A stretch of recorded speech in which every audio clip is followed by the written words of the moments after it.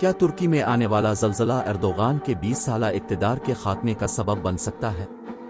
तुर्की में 1939 के बाद आने वाले बदतरीन ज़लज़ले के बाद ये सवाल उठना शुरू हो गया है कि क्या इतने बड़े सानिहे से बचा जा सकता था और क्या सदर एर्दोगान की हुकूमत मज़ीद जानें बचा सकती थी।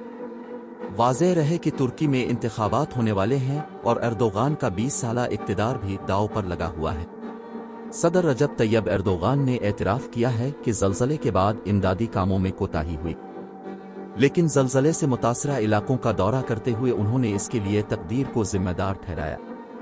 उन्होंने कहा कि इस तरह के वाक़यात पहले भी हो चुके हैं, ये तकदीर के मंसूबे का हिस्सा है। तुर्की में 1939 के बाद इतना खौफनाक ज़लज़ला नहीं आया। चंद रोज़ कब्ल आने वाले ज़लज़ले की शिद्दत बहुत ज़्यादा थी। इससे कब्ल 7.8 और 4.17 की शिद्दत के 2 झटके महसूस किए गए थे। इसके बाद भी एक के बाद दीगरे 7.5 की शिद्दत के कई झटके महसूस हुए। तुर्की के 81 में से 10 सूबे शदीद ज़लज़ले की जद में आए और उन इलाकों में वसी पैमाने पर इमदादी कार्रवाइयों की ज़रूरत थी, लेकिन ज़लज़ले के बाद तैयारी में कुछ वक्त लगा और कई देही इलाकों तक कई दिनों तक रसाई मुमकिन नहीं हो सकी।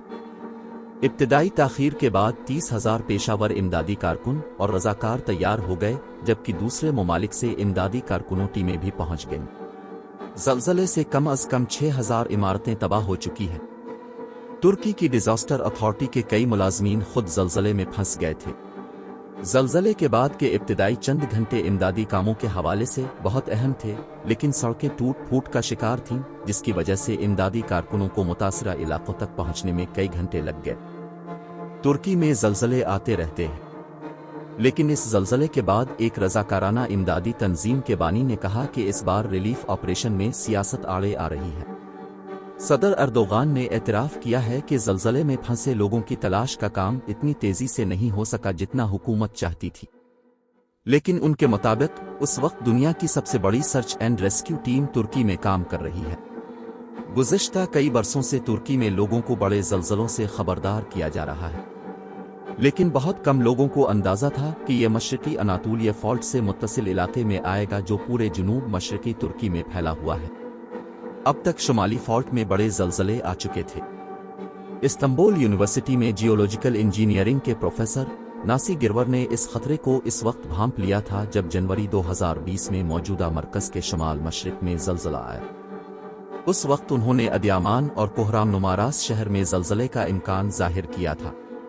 तुर्की के मरूफ तामीराती इंजीनियर प्रोफेसर मुस्तफ़ा अलिफार्दुक का कहना है कि मकानात की तामीर के लिए बनाए गए क़वानीन के मुताबिक तमीरात नहीं की गई, इसीलिए हलाक होने वालों की तादाद ज़्यादा है। उन्होंने इमारत साजी की सनत की नाअहली और लाइलमी को जिम्मेदार ठहराया। उन्होंने BBC को बताया कि हमें ज़लज़ले में नुकसान का खदशा रहता है, लेकिन इस किस्म के नुकसान का नहीं जहां घरों के फर्श एक दूसरे के ऊपर ढेर हो गए। वो कहते हैं कि इतनी तबाही और इतनी बड़ी तादाद में हलाकतों को रोका जा सकता था। तुर्की में 2018 के नए क़वानीन के मुताबिक आला मयार के कंक्रीट में मखसूस किस्म की स्टील बार्स इस्तेमाल करने को कहा गया था। क़वाइद के मुताबिक अमूदी और उफ़ुक़ी कालम इस तरह खड़े करना ज़रूरी था कि वो ज़लज़ले के झटके बर्दाश्त कर सकें। प्रोफेसर अर्दुक का कहना है कि अगर उन उसूलों पर अमल किया जाता तो घरों के कालम बरकरार रहते और जो दरारें आती वो सिर्फ कालम तक महदूद रहती, लेकिन क़वाइद पर अमल किए बगैर मकानात की तामीर की वजह से उनके सुतून गिर गए और बड़े पैमाने पर जानो माल का नुकसान हुआ। ताहम तुर्की के वज़ीर कानून ने कहा है कि इमारत की तामीर में बेज़ाब्तगियों के मुर्तकिब पाए जाने वालों के खिलाफ कार्रवाई की जाएगी। ज़लज़ले के बाद सदर एर्दोगान ने मुल्क में इत्तेहाद और सालमियत की अपील की है। उन्होंने ज़लज़ला रिलीफ में ताख़ीर के इल्ज़ामात को तौहीन आमेज़ करार दिया है। उन्होंने ज़लज़ले के मरकज़ के करीब सहाफ़ियों को बताया कि लोग अपने सियासी मफादात के लिए मनफी मुहिम चला रहे हैं और मैं इस किस्म का प्रोपेगेंडा करने वालों को बर्दाश्त नहीं कर सकता। ज़लज़ले से मुतासिर होने वाले ज़्यादातर शहरों में उनकी जमात AKP की हुकूमत है, लेकिन एर्दोगान 20 साल से इक़्तिदार में हैं, पहले वज़ीर आज़म और अब सदर के तौर पर, लेकिन उनकी पॉलिसियों की मुखालफत की जा रही है। मुल्क में मई में इंतखाबात होने हैं, लेकिन अब तक इंतखाबी मुहिम शुरू नहीं हुई।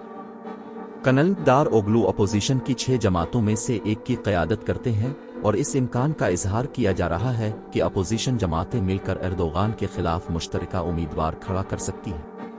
सदर एर्दोगान के बहुत से नाक़दीन जेल में बंद हैं या मुल्क से फरार हो चुके हैं। जब 2016 में उनके खिलाफ बगावत की कोशिश नाकाम हुई तो हज़ारों अफराद को गिरफ्तार किया गया, जबकि सरकारी मुलाजिमीन की भी एक बड़ी तादाद को फारिग कर दिया गया।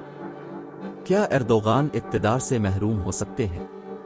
तुर्की की मईशत मुसलसल ज़वाल पजीर है और महंगाई 57% तक पहुंच चुकी है। ज़लज़ले के नतीजे में होने वाली तनकीद के बाद हुकूमत ने लोगों के ट्विटर अकाउंट्स ब्लॉक करना शुरू कर दिए हैं, जबकि ज़लज़ले से बच जाने वाले की लोकेशन जानने के लिए लोग ट्विटर अकाउंट इस्तेमाल कर रहे थे, लेकिन हुकूमत ने कहा कि उसे प्रोपेगेंडे के लिए इस्तेमाल किया जा रहा है। पुलिस ने एक ऐसे माहिर सियासियात को हिरासत में ले लिया जिसने इमरजेंसी रिस्पांस पर तनकीद की। तुर्की में रहने वाले सहाफ़ी डीनीज यूसिल ने 1 साल मुकदमे से कब्ल हिरासत में गुजारा है। उस वक्त वो जर्मनी में जलावतनी की जिंदगी गुजार रहे हैं। उन्होंने लिखा है कि 1999 के ज़लज़ले के बाद के वाक़यात ने एर्दोगान को इक़्तिदार में लाने में अहम किरदार अदा किया था। उन्होंने लिखा कि इस बार भी ज़लज़ले का असर इंतखाबात पर पड़ेगा, लेकिन अभी तक ये वाज़ेह नहीं है कि इसका नतीजा क्या होगा।